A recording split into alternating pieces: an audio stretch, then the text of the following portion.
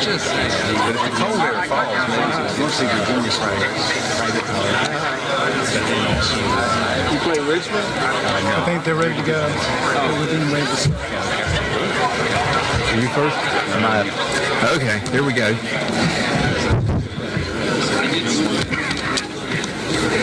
Please rise for the invocation.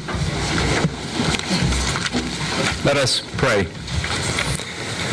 Gracious God, we gather this day as a thankful people, thankful for all you have done for this institution, for the people who have loved it throughout the years, and all of those whose lives have been enriched by their time here. For all of this, we give you thanks. This day, we once again begin a new year, seeking your guidance for safety of our students, faculty, and staff, and for your help in achieving our given goal to help instruct, guide, and care for those given into our homes. Help us, Lord, so that all gathered here will achieve the goal of being good men and good citizens while being their brothers, helpers, and keepers. Amen. Please remain standing for the playing of our national anthem.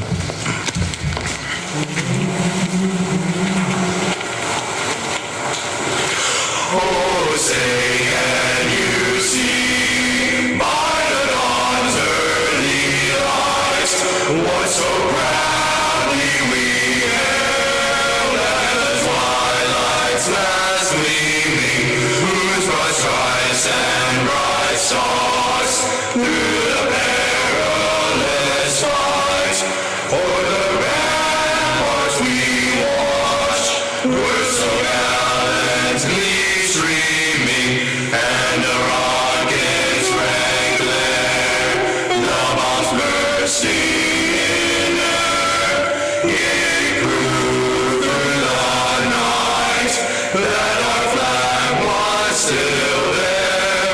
Oh, say does that star-spangled banner yet wave o'er the land of the free and the home of the brave.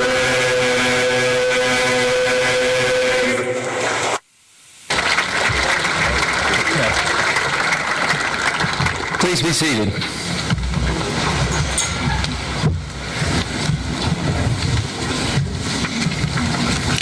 I'm going to read some excerpts from the college's first advertisement.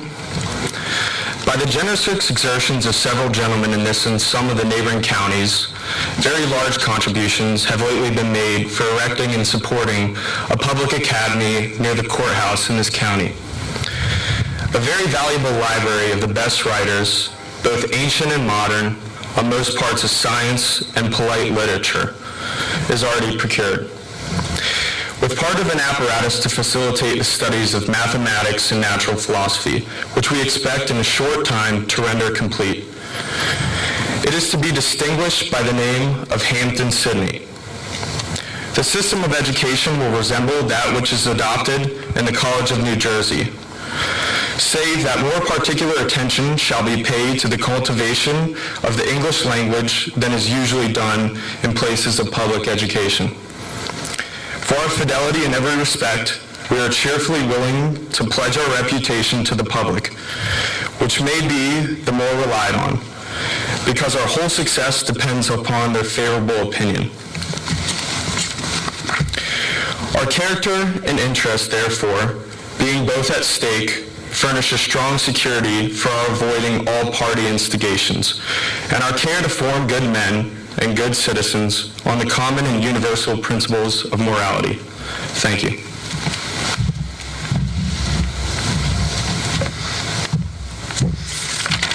Thank you, Patrick. A very warm welcome to this opening convocation and the start of the 2023-24 academic year. We also offer a very special welcome to the newest members of our community, the class of 2027. Today, we not only begin a new academic year, but we also begin a 3-year celebration of the 250th anniversary of the founding of this college that will culminate during the 25-26 academic year. The theme of our anniversary celebration is civic virtue. As our first president, Samuel Stanhope Smith, was working tirelessly in 1775 to open this college, he penned the advertisement for Hampden-Sydney, the excerpts of which Patrick Streit just read. As that advertisement makes clear, Smith and the founders of the college, who were also some of the most important founders of our country, were convinced that good men and good citizens would be needed for their bold experiment in representative democracy to succeed. They knew that to be led by a king or a tyrant, one only needs to be an acquiescing follower. But our founders' reading of the history and the ancient and Enlightenment philosophers had convinced them that if people are to govern themselves, they would have to be a virtuous people led by virtuous people. That's why just a few months after Smith's advertisement appeared, John Adams was asking in a letter to a friend whether there is, quote, public virtue enough to support a republic. And that's why in 1781, he wrote to his own son, John Quincy, at Harvard, to remind him that, again, quote, the end of study is to make you a good man and useful citizen. And that is why, as our Constitutional Convention was concluding on another hot summer day in 1787, Benjamin Franklin noted that, quote, only a virtuous people are capable of freedom. Perhaps even more urgently today, we need virtuous people to lead our republic and to serve and lead every other institution in this country, as well as our families and communities. So our mission and our work are every bit as important today as they were in 1775. And my use of that word work is very deliberate. One does not become a good man and a good citizen simply by passing through the college gates or by wearing a Hampden-Sydney shirt or belt. Rather, it is through our daily work here, absorbing the lessons of history, learning about our shared humanity, developing an appreciation for beauty, studying our physical and natural world, and adopting our codes of honor and conduct as a way of life, that you become good men and good citizens. You can think of your courses as tasks that you have to do, but if you instead think about everything you do here, your courses, your involvement in clubs and activities, the leadership roles you assume, your attendance at lectures and other events, your participation in the social life of the college, and even your workouts as the process by which you become a good man and good citizen, then your time here will be well spent and you will like the man you are becoming. In just a few minutes, we'll hear a charge for this academic year from Tommy Bishop, our student body president. We'll then present awards to some of our most meritorious students. And we are thrilled to have with us this afternoon the Honorable John Charles Thomas, who will deliver our keynote address entitled The Liberal Arts, or the Skills of Freedom. First, though, we will inaugurate the good men and good citizens who have been elected to serve in our student government, which Princeton Review rates as the #1 most active student government among the 389 best colleges and universities in this country. So please stand as I call your name and remain standing until you take your oath. First, the executive student leaders, please stand as I call your name. Thomas B. Bishop, President of the Student Government. Grayson Hurley, Chairman of the Student Court. Andrew Blankenship, Chairman of the Student Senate. Joshua McCoy, Secretary-Treasurer of the Student Government. And William P. Harrison, Chairman, College Activities Council. And members of the Student Senate, please stand as I call your name. Drew Duffy, Thomas Kelly, Cody Carnes, Ethan Hopp, Edwin Peacock, Brady Hillis, Eric Hayerbo, Devin Modak. And members of the student court, please also stand as I call your name. Herbert Lafayette, George Langhammer, Bryson Smith, Connor Bond, Sam Dietrich, William Gardner, Cooper Daniels, Clayton Mullen, Owen Williams. And lastly, members of the College Activities Council, please stand as I call your name. John Alexander, Yaron Concepcion, Nathaniel Kanya, Charles Adams, Connor Kitson, Jack Wright, Isaac Drummond, Brandon Finch, Russell Hager. Now will you all please raise your right hand and repeat after me. I do faithfully promise I do faithfully promise to execute to the best of my ability to execute to the best of my ability the duties entrusted to me to the office the duties entrusted to me to the office of which I have been elected at Hampden-Sydney College. of which I have been elected at Hampden-Sydney College. Congratulations, gentlemen. Thank you for your service.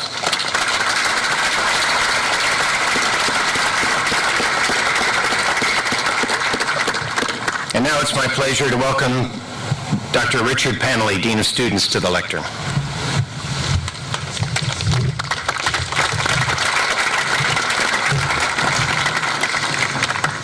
Good afternoon to you all. It is a pleasure to have the opportunity to add my own welcome both to our returning students as well as our newest brothers in the class of 2027. We are all looking forward to what will surely be a wonderful new year ahead. One of the most rewarding aspects of working for the college and being a part of this community and this brotherhood is being able to witness the countless and diverse examples of how our students put into action our mission of forming good men and good citizens in an atmosphere of sound learning, our codes of honor and conduct, and our students supporting each other as their brother's keeper. As many of you often hear me say, the virtue of the Hampden-Sydney student does not lie in his ability to simply recite our mission or our codes, but rather his virtue lies in putting those things into action. Doing the right thing always is an essential part of this equation, with the understanding that more times than not, the right thing to do rarely involves the easiest decision. Today, it is my great honor to highlight the actions of one of our students who has gone above and beyond the application of our college's mission. During the fall break of last academic year, this student witnessed a person physically intimidating a group of young women in downtown area of Raleigh, North Carolina, and chose to intervene without regard for his personal safety. While successful in his intervention, he ultimately sustained numerous injuries which resulted in his brief departure from the college. Having returned to the college last semester, the student worked valiantly and vigorously towards his recovery and re-engagement with the brotherhood in our campus community, which I am very glad to say he has done with great success. As a result of his act of heroism and bravery, it is an honor to be able to present a commendation and resolution for heroism and bravery voted on by the college's Board of Trustees to Mr. Dawson Hughes McElhenney, class of 2026.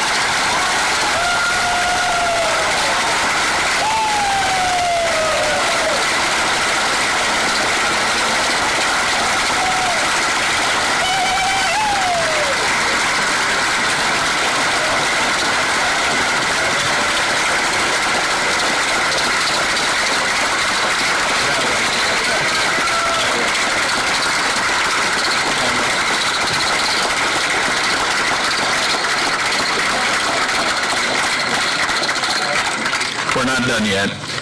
Mr. McElhenney will join me on stage and I will read to him the commendation. Congratulations. Proud of you.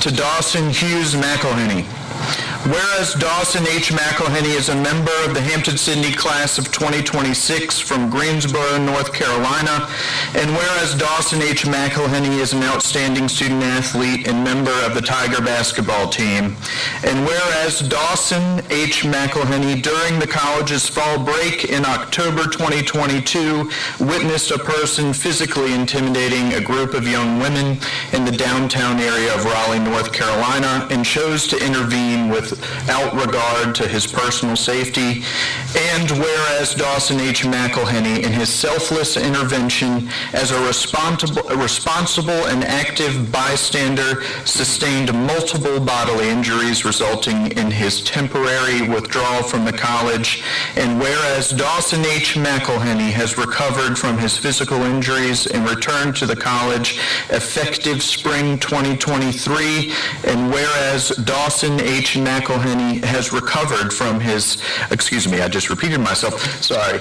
Whereas Dawson H. McElhenney, through his act of extreme courage and decisive defense of individuals in danger, has demonstrated the highest character of a Hampden-Sydney man, now therefore be it resolved that we, the trustees of Hampden-Sydney College, do here record our commendation for Dawson Hughes McElhenney for his extraordinary bravery, bold actions, and selfless character relating to his decisions to act on behalf of others at his own peril. Further, it be resolved that these resolutions be spread across the minutes of these proceedings and that an attested copy of these resolutions be forwarded to Mr. Dawson Hughes McElhenney in token of our esteem and as an expression of our deep admiration for his courage and for exemplifying the good men and good citizen that Hampden-Sydney works to form. Resolved this 21st day of August in the year of our Lord, 2023. Mr. McElhenney, congratulations.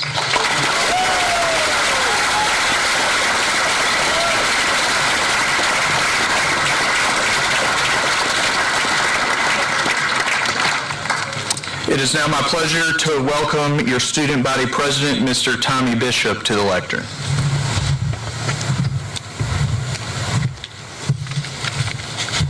Gentlemen, I would like to begin by extending a warm welcome to each and every one of you as we return to the Hill for the 2023-2024 academic year. I would especially like to welcome the class of 2027, the future of Hampden-Sydney College. You all have made the decision to etch your name into history alongside renowned men who have come before you. I challenge you to not take this lightly. Soon, you will all realize that you have discovered a new home here on this hill. You have joined a brotherhood that is much larger than just yourselves. You will meet friends that will last a lifetime and make memories that you will never forget. It is important to recognize that change and transition are important aspects of life. Look after your new brothers during this time. In your first year, you have every opportunity on this campus. I challenge all of you to go out and find what that is, whether it be a sport, a club, student government, or research. There is something for everyone. I still remember the first day that I set foot on campus as a freshman. I traveled from Jacksonville, Florida with my parents to move into a small school in South Central Virginia. But I quickly realized that this hill is far more than just that. It is a place that will challenge you as an individual in every way you can imagine. You will learn to think for yourselves and not make arguments based on speculation, but rather reason and thought. You will learn to live by the honor code which you have signed, the honor code that stands as the backbone of this institution. Every day it seems that the world pushes and pulls us in different directions, attempting to show us how to lead our lives. It is often said that this world needs more Hampden-Sydney men, men who have the ability to think and speak for themselves. I believe this statement to be true now more than ever. Our professors and faculty at Hampden-Sydney College are second to none. What truly makes them stand out is their availability to you and their wishes to see you succeed. The biggest shame in 4 years would be not taking advantage of this at every moment that you can. The phrase that Hampden-Sydney turns boys into men is far more than just a slogan used during recruitment. I have witnessed this transition in my years spent on this hill. Whatever it is that interests and engages you, this is a place where you can pursue it. If it is a club, approach the Senate to create it. If it is research, find a professor to speak with about it. Every single one of us has passions and interests, but we must learn to be curious to a further extent. We must have a desire to find answers. Hampden-Sydney gives us the ability to do just that. In doing so, we truly do recognize the transformation from boys to men that we have heard so much about. To my fellow seniors, this is our final lap. We will have stresses from job interviews, graduate school, and the feeling that we have blinked and the years have passed us by. So let us take full advantage of the time that we do have left. As my grandfather always said, do not squander time, because time is the one thing that they're not making any more of. To the Tigers to come after us, this message remains the same. One day we will all look back on our years spent on this hill and laugh about the good old days. Make sure everyone can say that we took full advantage of the opportunities presented to us. Challenge yourself to live in the moment throughout this year. Speak to that person, join that club, seek out that professor. Whatever you choose to do this year, whatever it is that sparks that interest in your mind, do it well, do it with excellence, and thrive. Roll Tigers.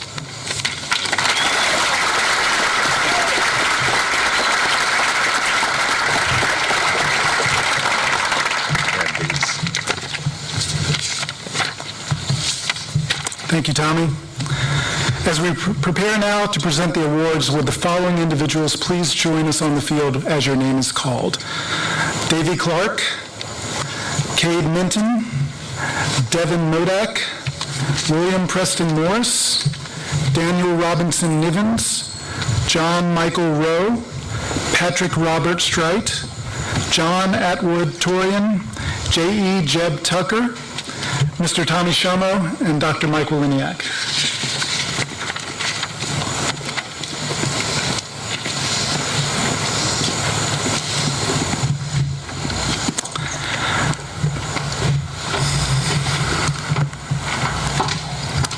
The first awards to be presented are the Samuel S. Jones Phi Beta Kappa Awards, which are made possible through the generosity of Sam Jones, a member of the class of 1943, who endowed these awards to recognize intellectual achievement and good citizenship at the college. Please come forward when your name is announced. The Samuel S. Jones Award typically goes to the junior with the highest and second highest cumulative grade point average. However, we have two juniors this year who both have earned a cumulative grade point average of 4.0. Our first recipient is a biology major, and our second recipient is a double major in applied mathematics and engineering physics. On behalf of our Phi Beta Kappa chapter, it is my honor to award these prizes to Davy Clark and Cade Minton. Gentlemen, please come forward.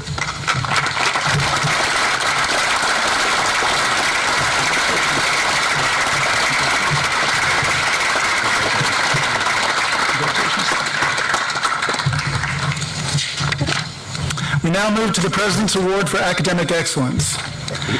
The President's Award for Scholarship and Character is presented to a junior who has excelled in the classroom at Hampden-Sydney and who demonstrates the qualities and character that enriches the life of the campus community. We happen to have two extraordinary juniors worthy of the award this year. Our first recipient is heavily involved in the campus community and has excelled with his academics. He's an active member of both the varsity cross-country team and crossover outdoor track team. Additionally, having been on the dean's list each semester with a cumulative grade point average of 4.0, this recipient is a two-time ODAC All-Academic Team recipient. Outside of athletics, this recipient is a head orientation leader, member of the college's Animation Society, Music Performance Club, Outsiders Club, Reenacting Club, Club Soccer, and Cycling Club. He's a great mentor to his peers and leads by example in all that he does. Joseph Cade Minton, please come forward to accept the President's Award for Scholarship and Character.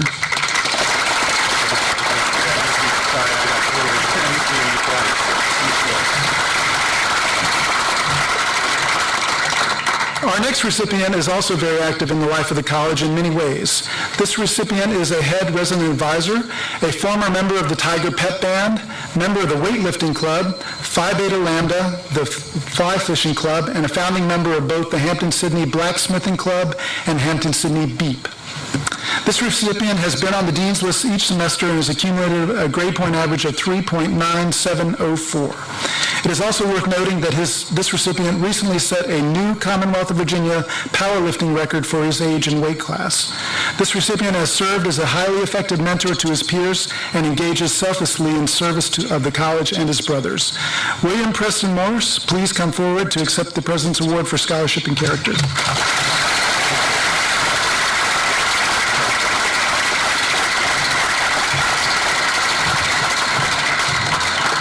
The next on hand is a philosophy and government double major with a cumulative grade point average of 3.8836. Would you join me in recognizing the 2023 recipient of the President's Award for Academic Excellence in Humanities, Patrick Robert Strite.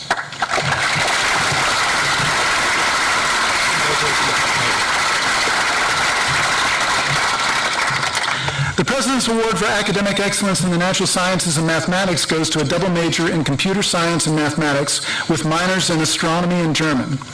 He carries a cumulative grade point average of 3.9484.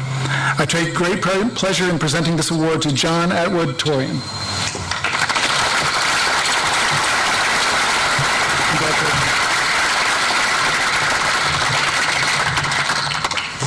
I'm pleased to present the President's Award for Academic Excellence in Social Sciences to a government major who has earned a cumulative grade point average of 3.9428.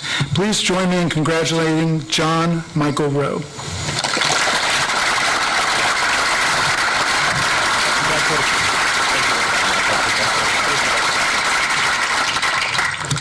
The final President's Award given for overall academic excellence goes to a government and philosophy double major and a classical studies minor with a cumulative grade point average of 3.9919. Would you please join me in recognizing the 2023 recipient of the President's Award for overall academic excellence, Daniel Robinson Nivens.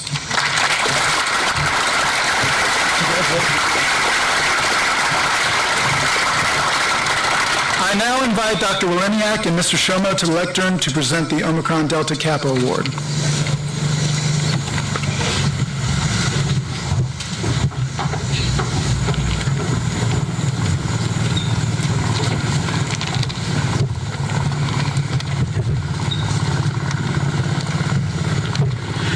Good evening. My name is Tommy Shomo, class of 1969. I'm here with Omicron Delta Kappa coordinator Michael Walensky and Lambda Circle President Patrick Strite to present this year's ODK Award, recognizing a student who has shown exceptional leadership and service potential through his first year at Hampden-Sydney. Omicron Delta Kappa is the nation's premier honor society dedicated to leadership and service. The Lambda Circle here at Hampden-Sydney is the nation's 11th oldest. Our ODK Circle was founded on April the 12th, 1924, making 2324 our centennial year. Over the next several months, we hope to highlight the many ways in which Lambda Circle of ODK provides opportunities for leadership and service and continues to be an important contributor to the college's mission to form good men and good citizens. Thank you, Tommy. The ODK Scholarship has been presented for the past 50 years in honor of a rising sophomore, now a sophomore, who has shown outstanding leadership potential at the college. And now that we're at our centennial, the Circle wishes to rechristen this award in honor to one of the Circle's most loyal and dedicated sons. Without question, this gentleman and his service to the college throughout his entire tenure here has been second to none. So as Circle Coordinator of ODK, I am proud to announce the rechristening of the ODK Scholarship as the Thomas H. Shomo Class of 69 ODK Award for Academic Leadership Potential.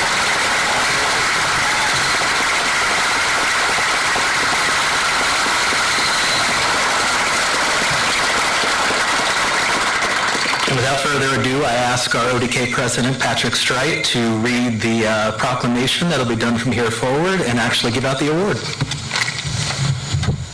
Will Well, this is an honor for the first year to do this. The Thomas H. Shomo Class of '69 ODK Award for Leadership Potential was established in 1974 to mark the 50th anniversary of our Lambda Circle and has been endowed by generous contributions from ODK alumni.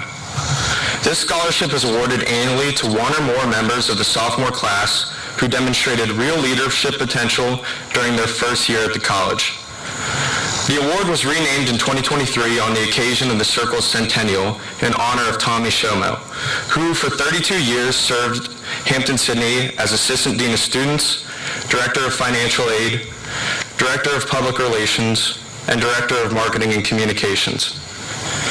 Mr. Shomo also authored To Manner Born, to Manners Bred, a hip pocket guide to etiquette for Hampden-Sydney men, the definitive guide for how, as stated in the Hampden-Sydney Code of Conduct, the Hampden-Sydney student will behave as a gentleman at all times and in all places. This award stands as a perpetual reminder to the legacy of one of Hampden-Sydney College's best examples of a good man and a good citizen. It is my great pleasure to announce that this year's recipients of the Shomo Award are Mr. Devin Modak and Mr. Jeb Tucker. Mr. Modak and Mr. Tucker, please come forward to receive this award.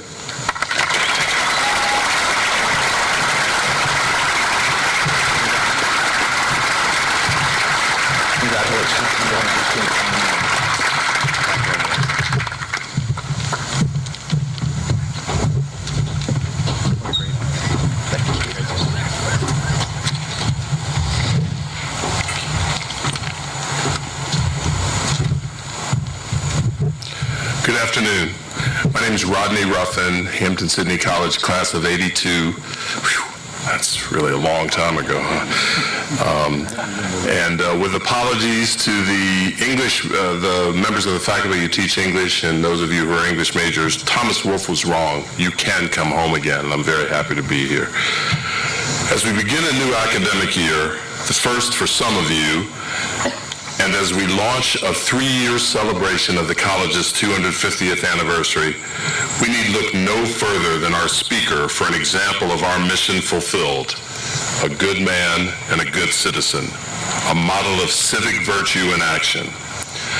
The Honorable Justice John Charles Thomas has shown us through his own lived experience that where you come from does not determine where you end up. From the humblest of beginnings in Norfolk, Virginia, he quickly displayed determination and a work ethic that defied his early age.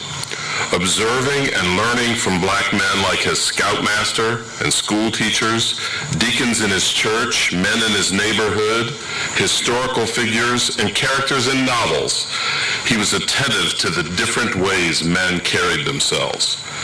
He worked tenaciously in his education and in all his pursuits. As his grandmother had always told him, whatever your little hands find to do, do it well. He forged his path to the University of Virginia, where as one of 3 black students in his entering class in 1968, he earned his bachelor's degree with distinction in 1972 and his law degree in 1975. Even as a busy and industrious college student, he sought opportunities to lead and to serve. As a sophomore, he took over the role of president of the Black Students for Freedom, an organization that pushed for more diversity at UVA. And he developed a strong relationship with then UVA President Edgar Shannon. He wrote to Virginia Governor Holton and asked to participate in the government of Virginia, and the governor appointed him to the Virginia Commission for Children and Youth. President Nixon appointed him to serve as co-chairman of the National Task Force on Education for the 1970 White House Conference on Youth. Of that experience, he said, and I urge all of you to take his advice, it makes a young person strong to debate his elders and to get to know them in the process. But to successfully engage in those debates, you have to do your homework. Read the reports and position papers, exchange ideas with those around you, and listen with care. In August of 1975, he became the first African-American lawyer hired by the formerly all-Caucasian Richmond law firm, Hunton, Williams, Gay, and Gibson. and in 1983, Virginia Governor Charles Robb appointed him to the Supreme Court of Virginia, making him the first African American and at 32 years of age, the youngest justice in the history of the Commonwealth. In his memoir, The Poetic Justice, which I recommend highly for all of you to read, he describes his thoughts as he moved into the Supreme Court building and began reading the briefs that were awaiting him. He had experienced some of those thoughts before, as one of the only black children in a white school, as one of the only black students at UVA, as the first black lawyer in his law firm. He said, "I felt that loneliness again, that feeling that nobody could help me, that I was in a do-or-die, sink-or-swim situation. I'd had that feeling more than once in my life because being lonely is a large part of being the first. It is a feeling that can either overwhelm you or motivate you. It motivated me to get ready." In 1989, a medical issue caused him to leave the court and return to the Hutton Law Firm as chief of the appellate practice group, where he remained until his retirement in 2021. Justice Thomas has an impressive list of board service, has served many years as a judge of the Court of Arbitration for Sport in Lausanne, Switzerland, and has delivered numerous prominent lectures. But I want to remind you of the title of his memoir, The Poetic Justice. He is also a wonderful poet, and his voice will speak to your soul. Just as Justice Thomas did, I hope you will find motivation in the challenges that you face. Work hard, prepare thoroughly and well to meet and overcome those challenges. I know that Justice Thomas's words today will motivate us all. Please join me in welcoming Justice John Charles Thomas.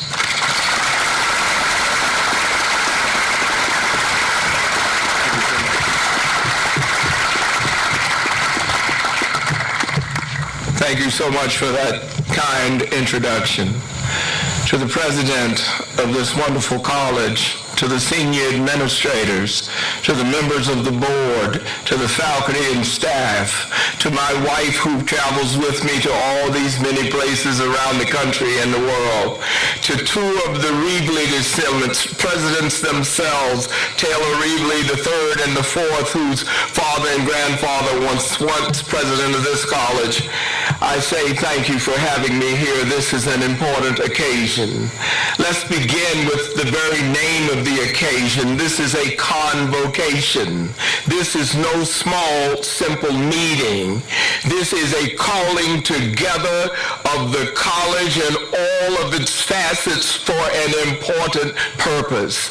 A convocation is on par with what the Catholic Church calls the conclave, where the cardinals meet to elect a pope. It is not a simple thing. You come here because there's an important message that must be given to you all assembled together, the whole college at one place, and I have a message for you today.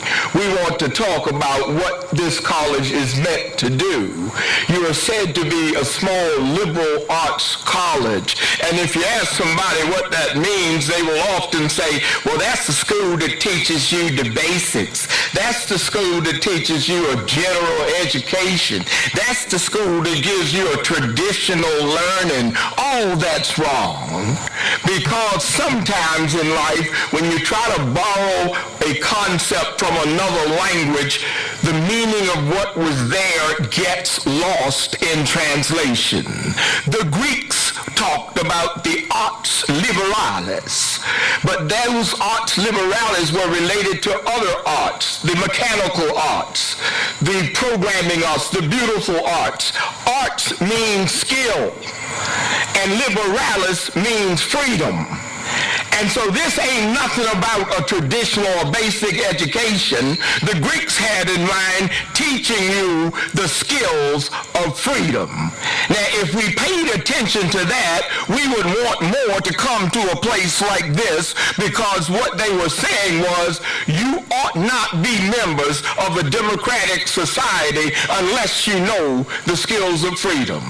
And there were 7 skills of freedom. They started with what they call the trivium, which comes from trivia, which is the crossing of 3 roads. It's grammar, logic, and rhetoric. In grammar, they wanted you to understand the language of the subjects that you were dealing with, the way the words are used, the vocabulary. Logic, they wanted you to be able to think and find the truth. Rhetoric, they wanted you to be to stand on your 2 legs and persuade others to the reasons that promote what you want to do, that lead you to go where you want to go. Logic, grammar, rhetoric, and then the Greeks, and boy, they could think of things. They thought about the structure of the world, and they thought the world was based on math, and so they came up with the quadrivium. And here they said, you need to study math, but then you need to study geometry. Now, what is that? They call that math in space. Then you need to study music, and they call that math in time.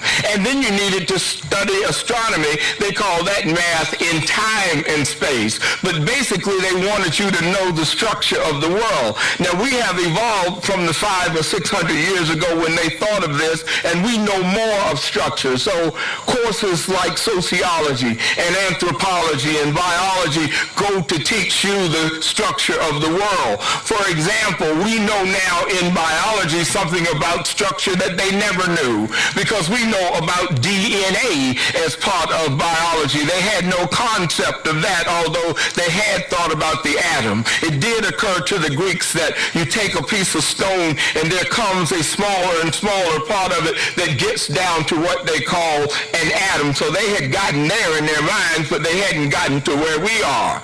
But when you know the kind of structure that they wanted you to know, and we know the kind of structure we know today through DNA, you come upon startling revelations. One of the things that strikes me most about structure in the Greek sense and now in our modern scientific sense is that one of the things that we have fought over the most, killed people over the most, destroyed whole towns and villages over, is the color of our skin. But oddly enough, if you look at the writings and the science of the human genome, you will find out that the difference in the color of skin of humans is the smallest difference between us. Isn't that ironic? The thing that looks like it's the biggest deal is the least deal. You will find that it takes more genetic coding to shape your earlobe than it does to change the color of your skin.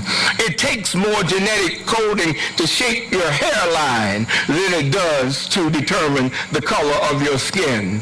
And so I wonder whether in the times that we have lived and people have lived before us, whether because we didn't understand this structure about the nature of mankind, we have thrown away the answers to problems that we have prayed about. You know, in the Amazon jungle, they say thousands of acres are destroyed every day by the tearing up for construction and so forth. But we also know that they find medicines in those plants, do they not? They find cures to diseases in those plants. We have destroyed whole sections of humanity because of their skin color. And I just wonder whether when we see God and we say, God, we prayed for somebody who could help us overcome global warming. We prayed for somebody who could solve the crisis in the Middle East. We prayed for somebody who would overcome poverty. God in his wisdom is going to tell you, I sent him. That little black baby on that second boat that came from Africa in 1619, that was going to be the person whose descendants would know the answer to these problems. Just as we've clear-cut whole forests for our present-day demand, we have wiped out what I think might be some of the great answers to the problems that we deal with. And so, the Greeks, to get back to where we started, were talking about the skills of freedom. They did not want want you to be a member of a society where you could be led by the nose. This actually relates to the founding of America, which is very near the founding of this college, because the original plan for those who could vote was educated men and land-owning men, not everybody, which seems like, well, that's anti-democratic. But what they were afraid of was that if you had people who did not understand what they were voting on, did not understand the importance of issues, did not understand the structure of the government, they could be led by the nose, made to do anything. And so Jefferson is the one who said, the person who thinks that he can be both ignorant and free thinks what never was and what never shall be. We urge you as you come to this great college on this hillside that has classmates who've already stood up for others in tough situations, that you will become the kind of citizen who will use your insight and your logic to find the truth, who will understand the importance of rhetoric to persuade others in a proper way, who will be able to examine problems and say, this answer is the right one and this answer is the wrong one, because part of what you're doing when you do that is sharing light. Education pushes back darkness and it lets you see the light. But when you find the light, guess what? The candle that lights another candle burns no less brightly. What does that mean? You can walk into a darkened arena that has 50,000 people in it, everybody holding a candle, and you can come in with your one candle, and you can touch that candle, and that candle can touch the next candle, and that candle can touch the next candle, and before you know it, you got 50,000 candle power that started from your one candle. The candle that lights another candle burns no less brightly. You lose nothing when you share the light. You lose no part of yourself when you share understanding. You lose no part of your soul or your spirit when you help others through the knowledge that you have acquired at a place like this. And so I am praying and hoping that this is the course that you will set for yourself, that you will be part of spreading the light. It is so important, so much for these times, for this moment, for now, to get back to a proper understanding of the role of a citizen. You are supposed to be able to stand up and debate. You are supposed to be able to persuade with words. You are supposed to be able to seek out the truth. And so I tell you from my own poem, you need to light the soul. Light lay quietly at the beginning till it was called into action by God. Then it split the darkness, warmed the cold, brought motion to the stillness, touched our souls. And they say there is light at the end. As we brace ourselves for the final journey, the word is there is light even then, light that binds you, then sets you free. From Alpha to Omega, the light shines through. From dawn to dusk, it orders what we do. By particle and wave, it prompts the birds to sing. By pulse and reflection, it points out the way. Light can lift depression, dispel despair, bring hope to the weary, lead us from fear. Light can raise up emotions, quiet the storm, beckon us from rolling seas into the calm. We learn by light. We grow by light. We sit in the dark, transfixed by its sight. And as the light flickers, our hearts respond. We can see the connections. We can feel the bonds. It has been given to some to handle the light, to mold it, to craft it, to bend it to right. It has fallen to some to sculpt what we see, to sharpen, to brighten, to make it run free. To those who would hold light in their hands, there is much to remember, to understand. In the right light, Love can shine. In the right light, we can leave wrong behind. By the light, there is good we can know. In the light, justice can grow. Now, talking about justice, Dr. King said that the arc of the moral universe is long, but it bends towards justice. I love that. It was in the sermon when people were asking, how long do we have to have this kind of broken America? How long has there got to be prejudice? When he said, not long, because truth crushed the earth will rise again. Not long, because a man can't ride your back unless it's bent. Not long, because the arc of the moral universe is long, but it bends towards justice. But the point I have to make for you all is this. The arc of the moral universe don't move by itself. The arc of the moral universe moves when you lean into the arc and you push it. That's what I hope I'll find in this assembly today.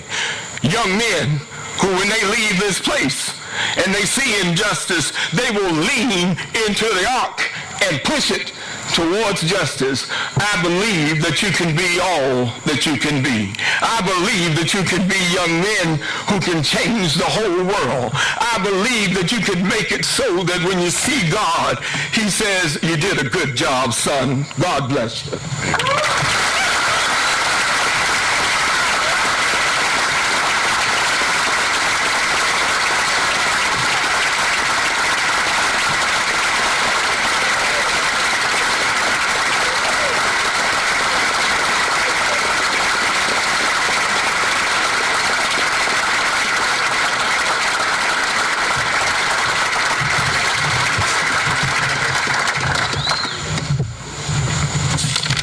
Thank you for that wonderful address. It's now my great privilege. Yes, please be seated. To present Judge Thomas with an honorary degree. I'll now read the citation. The Honorable John Charles Thomas is both a lawyer and a poet, as we have just seen. He is also a skilled orator and a model of tenacity, resilience, courage, and virtue.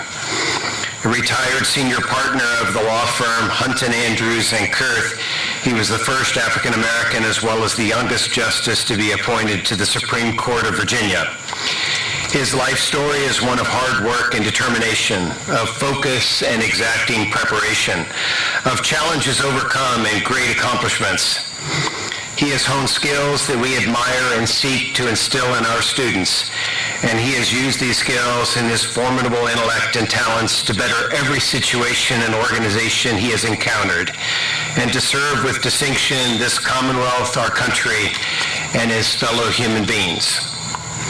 Now, therefore, in recognition of your civic virtue and your manifold contributions to society, by the authority vested in me by the trustees of Hampden-Sydney College and under the laws of the Commonwealth of Virginia, I admit you to the degree of Doctor of Laws honoris causa, with the rights, privileges, and responsibilities thereunto appertaining, in token of which we present you with this diploma and the academic hood appropriate to this degree. Welcome to the Brotherhood, Judge Thomas. Thank you so much, Mr. President. All right. Thank you. All right. Thank you very much. All right, now. Can I do that?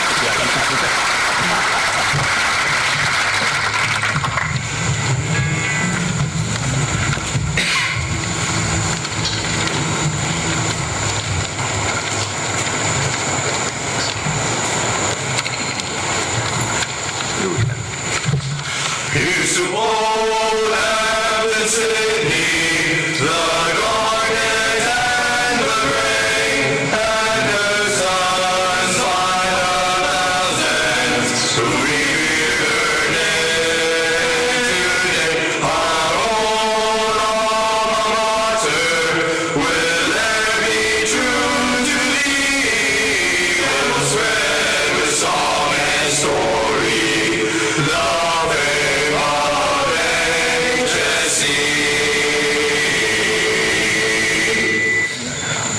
brothers and sisters, go into this night understanding that you are a part of this campus, this institution, and indeed all of creation. In that remembrance, go out to be your brothers and sisters' keepers, so that all will flourish and grow into the best person that you can be. Go now in peace. Go now in love. Go now in hope. Amen. Amen.